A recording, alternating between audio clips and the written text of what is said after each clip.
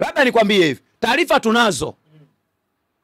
Djigui Diarra amekula bani. Tukio alilofanya Djigui Diarra linahitaji adhabu. Hiyo na refari anatakiwa afungiwe.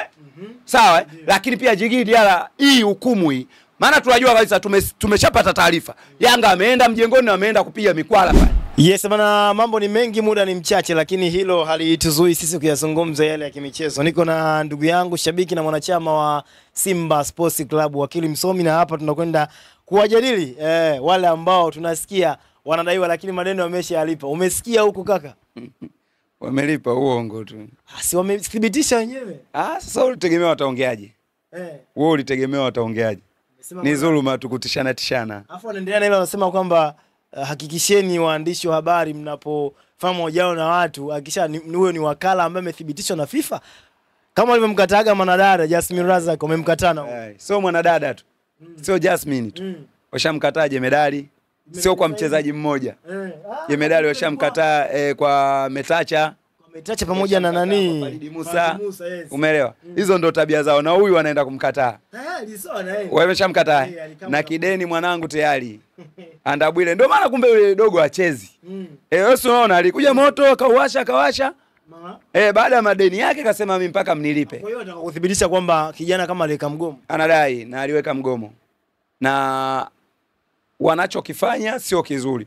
Unajua sisi ishawahi kutokea sintofahamu hiyo miaka kadhaa iliyopita kwa Mbwana Ali Samata. Akaweka mgomo na hatukumlaumu, hatukufanya nini, kwa sababu alikuwa anadai haki zake za msingi.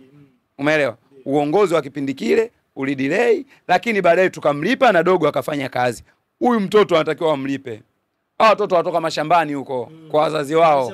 Maisha magumu. Kwa hiyo wanapokuja anapata mazingira ya kupata chochote, unatakiwa umpe haki zake na afanye kazi. Ukurasa wake Alishabani kama ameandika kwamba hivi vyote ambavyo mnaviona wana Yanga ni kwa sababu tu wanatushambulia, wanataka kutuzulia taharuki kwenye klabu yetu ili tushindwe kufocus. Kwamba kuna watu wanatumwa hususan ndo kama hao ambao wameanzisha hizi propaganda kwamba Young Africans wanadaiwa na nasibu na uongozi wa Andabwile kwa maana ya sign fees, pesa ya usajili.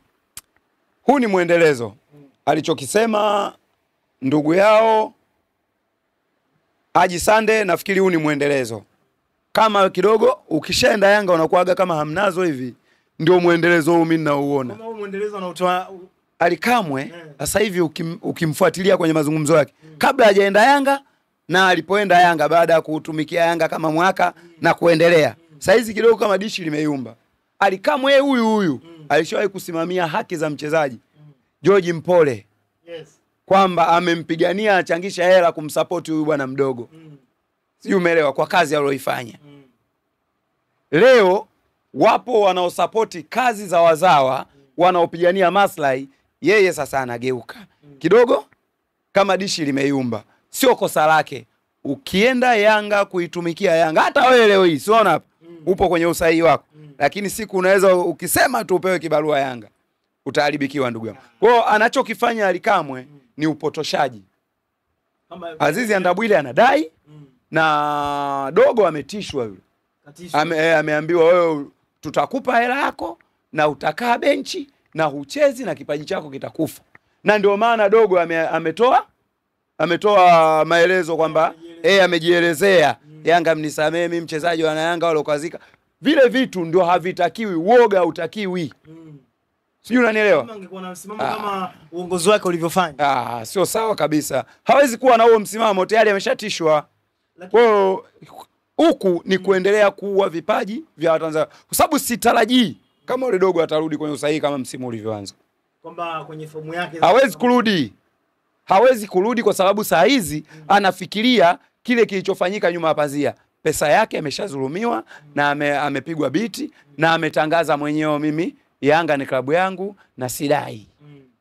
Lakini wakili, hapo hiki ambacho kinaendelea kwa upande wa Alikamwe akisema ni watu wanatengeneza propaganda za kuiataki Young Africans, bado pia kuna baadhi ya waandishi wa habari ama wachambuzi wa soka wanabia attack ama wanashambuliwa sana na baadhi ya viongozi wa Yanga. Privadinho, Alwatan, wakina Alikamwe wote walikuwa wanamshambulia juzi kati hapa kwa upande wa Falhani kwamba mnamtuma nyie wana Simba, mnamtengenezea propaganda, yeye anakwenda kuiunguza Yanga. Farian Kiam. Au hujaiona hii? Yule nimeona kama Pliva pia amemwataki Hans Rafaeli. Unajua tayari watu wanaanza kugeukana. Sijui unaelewa Watu wanaanza kugeukana kutokana na matukio. Umeelewa? Kwa sababu si wamezoea kuna nini kupambwa, kuambiwa kitu ambacho sicho wanaambiwa ndicho. Umeelewa? Kwa hiyo hivi vitu vinavyoendelea hivi wanaanza kugeukana. Huyo Farhani ni rafiki yao, huyu Hansi ni rafiki yao, lakini unachokiona kinachoendelea kutokea si kwa bahati mbaya, kwa sababu uongo huwa haudumu. Ukweli unachelewa. Uongo haudumu na unasambaa kwa haraka sana. Ila ukweli unachelewa, lakini lazima ukufikie kwamba huu sasa ndio ukweli. Hii ndio Yanga yenyewe tunayoijua na mambo yake. Umeona leo kwa mfano swala la Dogo Andabwile, inasemekana kila kiongozi anayeulizwa anaambiwa muulize fulani. Kwa maana ndani ya uongozi wa Yanga, mimi nishasema mara kaza wa kaza, kuna madudu zaidi ya haya. Watu hawataki kuamini. Tupo na tunaendelea kuwepo. Ipo siku watatamani jengo alichome moto leo. Jengo la Jangwani. Kuna viongozi wabovu ambao hawajawahi kutokea kwenye uongozi wa Yanga. Si wao ndio wanasema wana uongozi wa kisasa, vijana ni wengi. Kwani wewe alokuambia uongozi ni kijana au mzee ni nani? Uongozi ni hekima na busara, kuyaendea mambo kwa utuo. Sijui umeelewa? Kiongozi sio kila kinachozungumzwa ujibu. Wewe huwezi kuwa kiongozi. Vingine vinazungumzwa afu unatakiwa umeze, vingine wanakuata, kila kitu unatakiwa kifua. Umeelewa? Kwanza huo ndio uongozi. Pili, lazima kinywa chako kifikirie maneno ya kusema. Sio umeitwa njoo hapa utusaidie kufagia eneo la mkutano, unaita vyombo vya habari nimeteuliwa sijui FIFA wapi. Yaani hivyo haviwezi kujenga. Umenielewa? Yani kuna utofauti wa uongozi wa Yanga na uongozi wa mnyama. Ni tofauti sana. Hasa mmewazidi wapi? Nimeona pia Ahmed Ally pia akiingilia akisema kwamba hivi ndio vitu ambavyo anavitaka, yani akiona posti zile kwamba Yanga wanadaiwa ndio vitu ambavyo anavitaka. Hiki kimetoka wapi? Nyinyi ilikuwa ni zamani sana kuna hivi vitu vinawatokea, lakini sasa hivi hatuvioni vitu kwa Simba. Unadhani akili kwamba uongozi wa Yanga, uongozi wa Simba wanatofautiana sehemu gani kwenye kuyaendea mambo yao mpaka ama kupelekea kuongoza wachezaji wao? Hakuna hizi skendo kwamba mchezaji fulani kutoka Simba pale anadai. Jambo la kwanza, sisi tuna bilionea au wana tajiri. Hiyo ndio hiyo ndio eneo la kwanza. Sisi tuna bilionea au wana tajiri. Sasa kumchafua bilionea ni kuichafua, anachafuka dunia nzima. Tajiri anachafuka kwenye kioneo chake, kama tajiri sijui wa Kariakoo, tajiri sijui wa Vingunguti, tajiri. Kuna tajiri wa Salamanda Tawa. Si unajua mtaa wa Salamanda? Unaofahamu? Kwa hiyo kuna tajiri mtaa huo. Kwa hiyo hata ukimchafua, yeye anachafuka eneo hilo, maisha mengine yanafanyaje? Yanaendelea. Ukimchafua bilionea, dunia inamjua. Umeelewa? Sasa hata hivi vitu ambavyo sisi kwenda kwenye kwa mfano mikataba, tunakuwa tuko makini, viongozi yani wanakuwa wako makini, lakini hizi zuluma kwa karne hii ya sasa hivi hawaitaki viongozi wetu, kwa sababu hao wanasimama kwenye haki. Tukulipe cha kwako ufanye kazi. Hilo kule alipo. Unakumbuka sintofahamu Face Toto? Naikumbuka. Huyu Metacha unakumbuka hivyo msajili? Kwanza mchezaji wao, lakini baada ya kusimamia maslahi yake wakamwambia ukitaka achana na Jemedari. La sivyo tembea. Faridi Musa hivyo hivyo, baada ya mkataba kuisha, ukitaka achana na Jemedari. Yaani hawa mtu anayewaambia ukweli hawamtaki. Sasa utajirekebishaje wewe bila kuambia ukweli? Kiongozi sifa ya kwanza kupokea mapungufu yako ili ujirekebishe. Kuna kiongozi pale Yanga anapokea mapungufu yake? Hakuna cha engineer, hakuna cha Pliva, huyo mwana unyamani, sawa? Hakuna cha Ally Kamwe, hakuna cha yule bwana mdogo yule nani yule mtaja? Elwatan. Kwanza huyu matukio yake ni huyu wa kulialia. Hakuna. Umeelewa? Sio, umenipata? Kwa kuna utofauti mkubwa. Hata mashabiki wa Simba. Nifuate mimi hapa. Alafu kamfuate mwalimu. Yaani angalau kidogo unaweza kumkuta dosa hivi. Kama yani kama katokea unyamani hivi. Kama chembe. Ana midondoko yenu. Lakini yule wanaomvisha jezi alafu wanasema wa kwetu. Zile ni akili zao. Wanaomvisha jezi zetu alafu wanasema wa kwetu.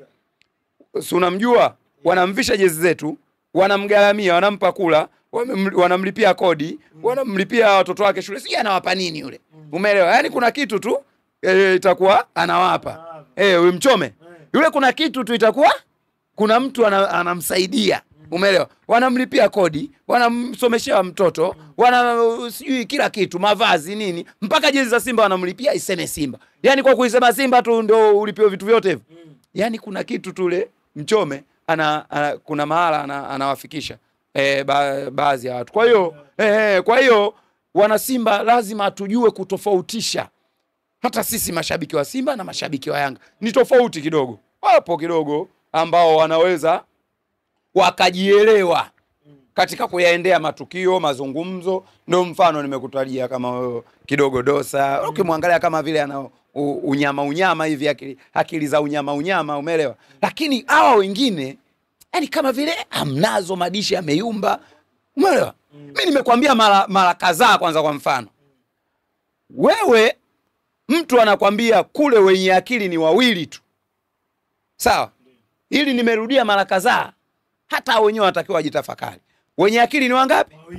Huyo anayetoa hiyo kauli, sisi tumemwona ana akili, wanaenda kumuongeza huko ili wawe wengi.